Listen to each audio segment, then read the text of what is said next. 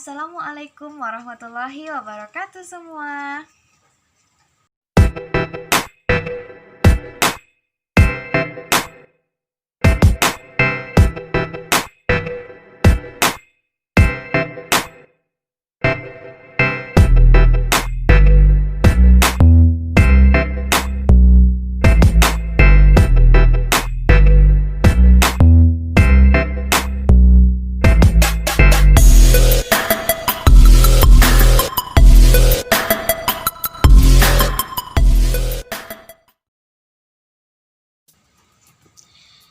Di masa pandemik sekarang ini, hampir semua aktivitas kita dilakukan secara online. Tidak hanya di dunia pekerjaan, tapi juga di dunia pendidikan. Kalau begitu, berarti kita sudah mulai menerapkan e-learning. E-learning berasal dari dua kata yaitu elektronik dan learning. Jadi, e-learning diartikan sebagai pembelajaran yang pelaksanaannya didukung oleh jasa elektronik seperti komputer, internet, handphone, dan lain-lain. Oke sahabat kepo, selanjutnya yaitu keuntungan dari sistem pembelajaran dengan menggunakan e-learning. Yang pertama, guru atau dosen tidak lagi menjadi fokus utama dalam sistem pembelajaran, tetapi siswa atau mahasiswanya dapat mencari sumber lain yang tersedia pada e-learning seperti modul elektronik, video, dan lain sebagainya. Yang kedua, siswa atau mahasiswa dapat mengeksplorasi secara mandiri informasi-informasi yang diperlukan dalam pembelajaran dimanapun dan kapanpun. Nah, yang ketiga yaitu siswa atau mahasiswa dapat belajar sesuai dengan kemampuan atau kecepatan dan gaya belajarnya sendiri. Jadi, sistem pembelajaran menggunakan e-learning ini dapat meningkatkan efektivitas dan efisiensi pembelajaran. Nah, mengapa dikatakan efektif?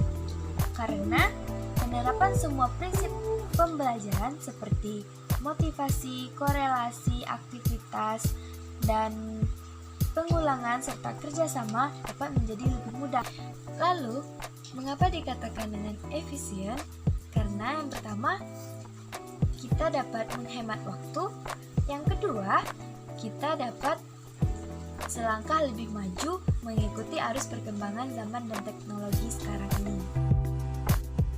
Nadia, apakah ada faktor penentu keberhasilan dari e-learning itu? Nah, sahabat kepo dan Gina, ada 3 faktor keberhasilan dari e-learning itu sendiri.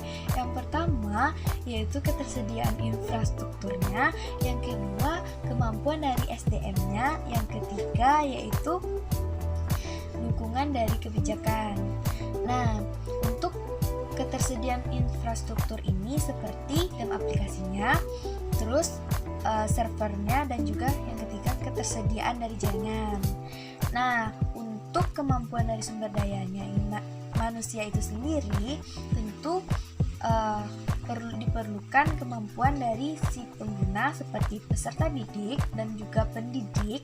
Yang kedua, kemampuan dari si pengembang atau tim IT. Nah, untuk dukungan dari faktor yang ketiga yaitu dukungan dari kebijakan ini, yaitu dukungan dari pimpinan setempat. Apakah e-learning itu digunakan untuk fully online atau blended learning atau hanya flip classroom. Berbicara mengenai kebutuhan aplikasi dalam penerapan e-learning, maka aplikasi yang akan dibutuhkan sangatlah beragam. Yang pertama, aplikasi untuk pembangunan e-learning manajemen sistem. Yang kedua, aplikasi untuk menyampaikan media pendukung dalam penampilan dari LSM itu sendiri. Karena tidak semua SDM mampu mengembangkan atau menggunakan berbagai macam aplikasi tersebut, maka kita dapat mengelompokkan SDM dalam penerapan e-learning tadi menjadi dua kelompok. Yang pertama yaitu SDM yang memiliki keterbatasan dalam teknologi, yang kedua SDM yang memiliki kemampuan mahir dalam teknologi. Nah, untuk SDM yang memiliki keterbatasan dalam penggunaan teknologi, maka kita dapat merekomendasikan aplikasi e-learning seperti media sosial.